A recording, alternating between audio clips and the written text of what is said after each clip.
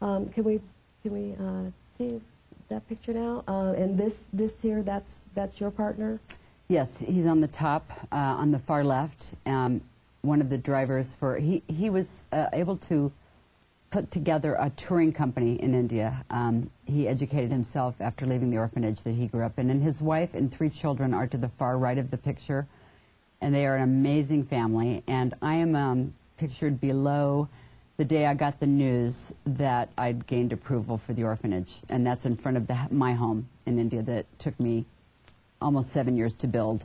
Wow, that's which great. It's all a process. Right. I assume this is going to be a school as well as a residence? Right. Well, in June, we're going to be opening a temporary home for our orphanage that happens to be on the grounds of a private residence, in a private home where I stayed when I first started going to India, that has surrounding bungalows. Mm-hmm.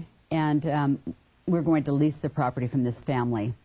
And this just came about like in the last literally 60 days. Mm-hmm. So we have a lot of work to do between now and June 1st to open temporary quarters. Our orphanage is being built, and we've now discovered water in 3 locations. I've acquired 77 acres over the last 11 years. We have 3 wells, wow, and we have trenches, and eventually it'll be a 10,000 to 12,000 square foot orphanage. Mm-hmm. Wow, that's a lot. It took 7 years for this project to be approved. What kind of challenges did you meet along the way? Why did it take so long? And did it have anything to do maybe with you being an American and not being a native of India? I think a lot of it had to do with my being an American, and a lot of it having to do with just the bureaucracy of a country that I'm not living in. Whether I lived there or not, whether I was a resident of India, might have made a big difference. But I think even just as we are in the United States, heavily regulated for things like this, I think it's quite wise that it would take anyone in any country a great deal of time before they're approved for this sort of undertaking. Sure. Because, you have to examine the fingernails of someone looking to go into this sort of work. Mm-hmm. And those who are encountering the public, children. And so one has to be examined very closely before they're allowed to do this. Mm-hmm. And myself and those involved, and Patan and his family, and those who are going to be under our employ, or who are within our employ, under is a terrible thing to say, mm-hmm, who are going to be in this family, in this orphanage, in this home. Yeah. I think it's wonderful what you're doing. I think this is amazing. And inevitably, when we have discussions about assistance in foreign countries, somebody's going to ask. We have starving children in this, mm-hmm, country. There are children who are suffering in abject poverty and squalor here. Mm-hmm. And I'm certain that Hurricane Katrina left us with more than our share of orphans. Mm-hmm. What do you say to people who ask you why India and not this country? Well, India, I was brought to India due to my spiritual beliefs. I follow Avatar Meher Baba, and the reason I built a home there was because it was in close proximity to his tomb. My heart was pierced the moment I saw my first street urchins, and I knew I would call that home someday. Yeah. I couldn't possibly do for 100 children in the United States what one could do for 1,000 eventually in the country of India.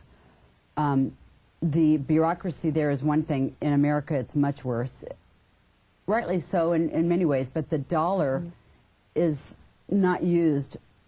Maybe 10 cents, 7 cents on each dollar would be used for actual benefit of feeding, clothing, housing, and educating children in the United States. Right. Probably, and I'm not exaggerating, 87 to 90 cents of every dollar that I've worked for 35 years to acquire to build this orphanage will be used not to build it.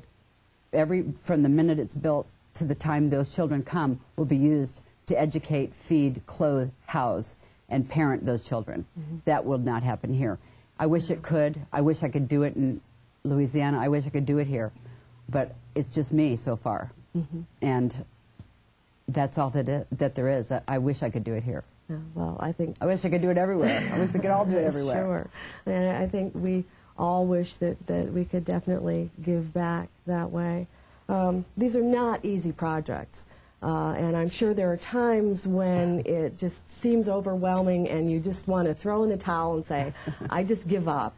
What is it that keeps you going? Is there someone who would like to address that for me? What keeps you going? What is your inspiration? What keeps me going is first of all, I feel Evan in my heart.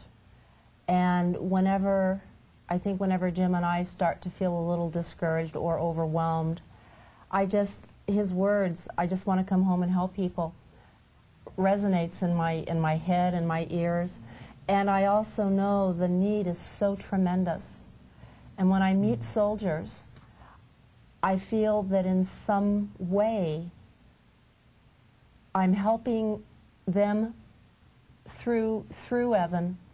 But also, if let's say my son had come home alive, I would want someone to do this for him because he was already exhibiting symptoms of PTSD. We could tell it in his letters. We could see it in the look in his eyes, in his photographs.